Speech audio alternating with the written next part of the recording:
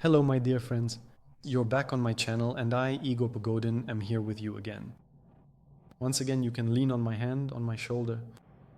Which metaphor works better for you here? And today we're going to talk about something important. We live in an invented reality. That's what I called this video. I didn't name it to impress you, but to help you learn, to teach you to see and actually discover the true nature of the reality you live in. For the most part in life, we don't interact with actual reality, if I can put it that way. We deal with simulacra of reality. We almost never come into contact with the real living fabric of life's events. We always perceive them through an interpreter. Between the events of life and yourself, there is always some character, let's call it the personality, the self-paradigm, or simply concepts, that interprets everything.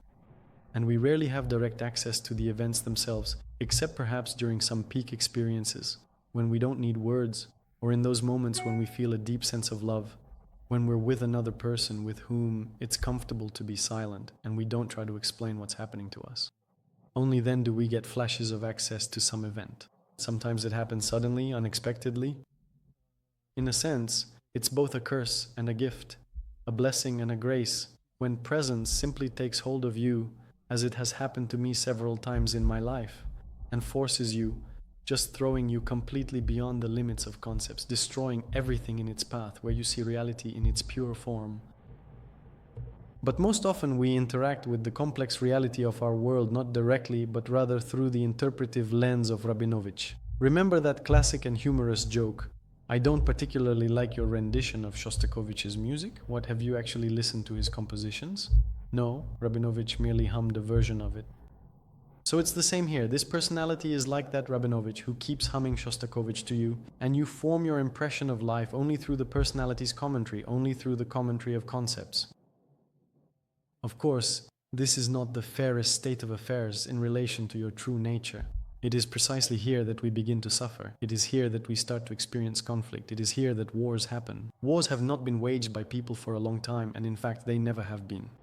All wars have always been fought by concepts.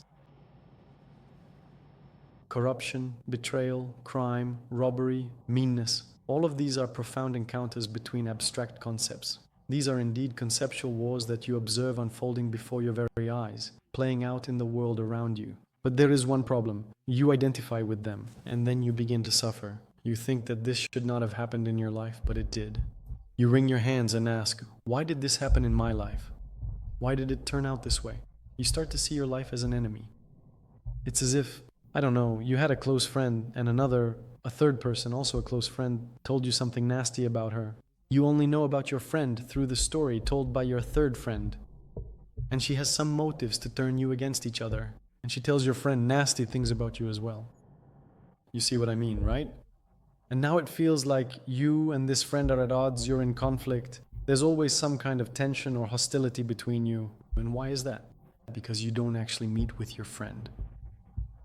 Because you only interact with your third friend's interpretation. So, the personality is a commentator that doesn't let us see reality as it truly is. That's why true freedom isn't freedom from something in reality, it's freedom from the personality. Remember this once and for all. For some reason, people go out into the streets with signs and banners, fighting for their rights, defending them, fighting for freedom of expression, for their feelings, which have never truly been theirs. You fight for dignity, for rights, for your values, which are actually compiled by you from the values of other people, people whose existence you may have never even known about.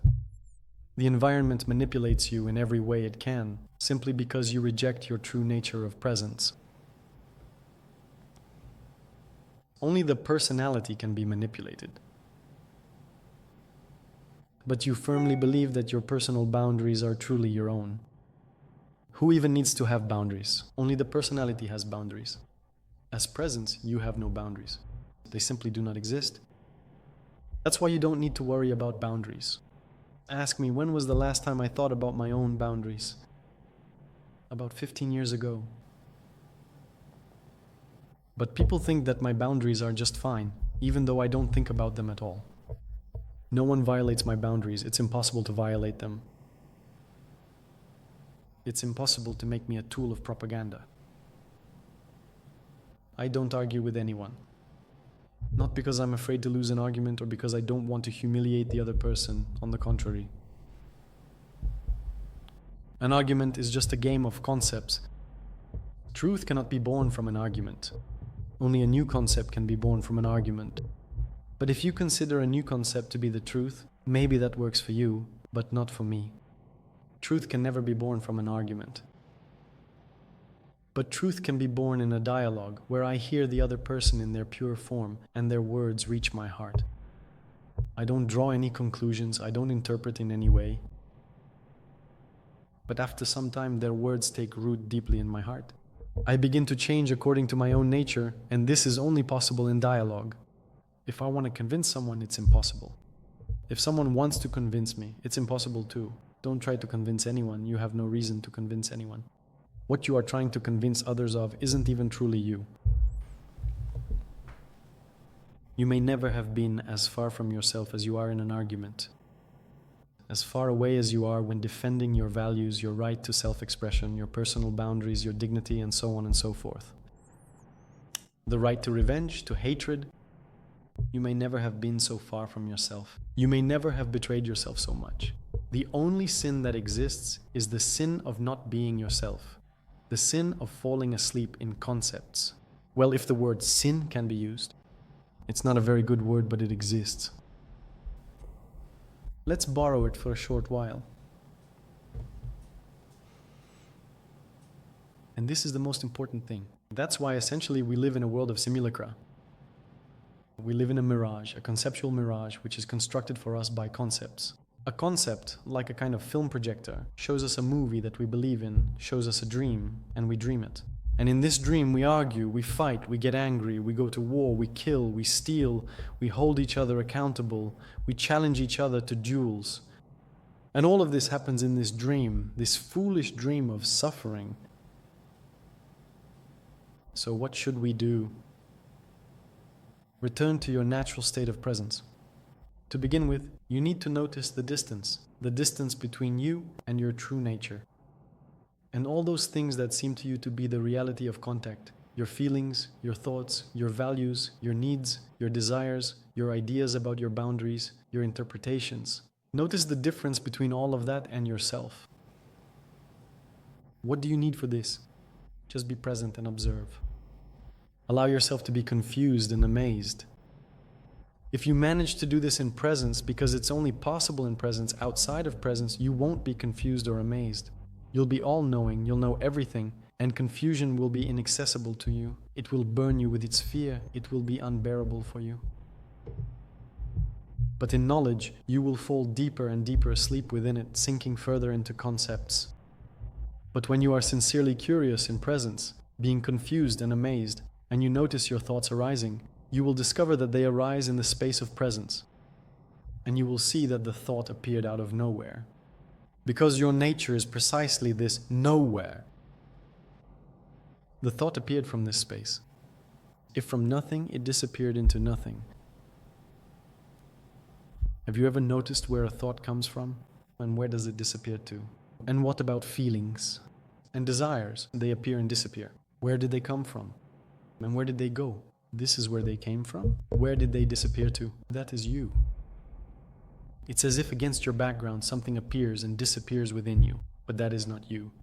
What appears and what disappears is not you. You are that from which it appears and into which it disappears. And then you will discover that there is a distance between you, your true nature, and your thoughts, feelings, and desires. Exactly how you will feel it, I don't know. It's hard for me to write this. This distance, in this case, is not measured by space or time. But you simply feel that there is some empty layer between you, that this is not you. There they are on their own and you are on your own. What is happening seems somehow unreal, like the shadows in Plato's cave. Remember, this is his famous metaphor. When a person enters a cave, sunlight comes in through the entrance, and on the wall you see shadows, and you take these shadows for reality. It's the same here. You finally see that these are just shadows. You have seen them. It turns out these are shadows, not reality. And at this moment the commentator begins to fall silent, At first, it starts to act up, speaking louder and louder, trying to make you act one way or another. But you continue to be aware of yourself as presence and continue to recognize yourself as that in which these phenomena are born and into which they disappear again. That from which the breath appears and into which it returns again. And where the exhale disappears, where the inhale appears, where the exhale disappears. Where is that? This space exists only in the now, and this space is always present. There is no past or future in it, only a total now, and it is infinite. And at the same time, it is nothing, absolute nothingness. And when you notice this, you see that now what is not you, where you have already discovered this distance from the events of life, this is precisely that layer. It's as if there were some reality to see, and between you and it, these pigeons fly by, pigeons, bumblebees, bees, mosquitoes, insects, little worms crawling past. And you can already see with the naked eye that in fact what lies between you and reality is not real. It is conceptual noise. And only then, for the first time, do you begin to see presence in events, phenomena, things, objects, and people. And you see that this something, which is on the other side of the concept that has now become transparent to you, thanks to presence and this distance between the arising phenomena and yourself, is your very own nature. That in what is happening, your nature and you are not separate. That what is happening is you. That all of this is within you. Events, phenomena, things, objects, other people. All of this is one. And at this very moment, you truly encounter reality for the very first time as it genuinely is, without any intermediaries who are actually interested in spoiling your essential relationship with reality itself. Despite successes, failures, and temporary victories, the task of the personality is to make you dependent on it, dependent on the concept. They became free. If you hire the personality to make you free, that's the last thing you should count on. It's like hiring a criminal to investigate the crimes he himself committed. He'll do anything, give you any versions, hypotheses, ideas, but he won't lead you to himself. That's impossible. You will never be able to catch the criminal by hiring him to do the job. But you can see reality as it is. You don't need to worry about this criminal. He'll run away on his own. It's like, I don't know, imagine a situation where someone comes into a group of people and it turns out that this individual is someone very important. That's it. And people are seeing this person for the first time, but they think he was brought by one of his friends or acquaintances. That's it. And this gathering is very important, like some kind of gentleman's club, for example, or I don't know, maybe a professor's club or something. That's it. Of course, you're embarrassed to ask about this person because it would seem impolite. But this guy is behaving more and more brazenly. He's already telling people where to sit, what to drink, what to do. And at some point you start to get a bit tense and go up to your friend and say, "Hey, who is this?" He says, "I thought he was your acquaintance." He says, "No, I thought he was your acquaintance." You go up to your third friend and ask, "Do you know who this is?" He says, "I thought he was your acquaintance." And then, just like that, you turn around to him and he's vanished without a trace. Because the moment he realized he was about to be exposed, he disappeared. The same thing will happen with thoughts, with the personality, with, well, everything you always considered real. So don't worry about it. Only through being present in the current moment and through attentive, amazed, bewildered, and sincere observation of what's happening in life can you see reality in its pure form, as well as the mirage that mixes itself between you and that reality, and then that mirage will dissolve on its own. You won't need it anymore. Mediators are no longer necessary. You can communicate with your friend directly without that third girlfriend involved, even if she was generally a good person. Although, it's strange to think, why spread nasty things? You don't need her anymore. You are interacting with reality in its purest, most fundamental form. I can assure you with absolute certainty, violence, devastating wars, acts of betrayal, heinous crimes, instances of theft, the profound abuse of people by other individuals, and the pervasive bullying of each other will undoubtedly cease to exist, because all these harmful abuses are inherently conceptual in their very nature. Think about it yourself. Try to feel it for yourself. If you see yourself in another person, would you be able to harm them? Now you see yourself, your very own nature of presence, in a grasshopper. Would it even occur to you to throw a slipper at it or step on it? And would you mock your pets or your friends' acquaintances? No. It doesn't occur to you, for example, to cut off your own finger or, I don't know, to cut into the flesh of your own leg. It wouldn't even cross your mind, right? It's the same here. All violence, wars, and abuses are of a conceptual nature. That's not you. So the sooner you discover who you are, the better.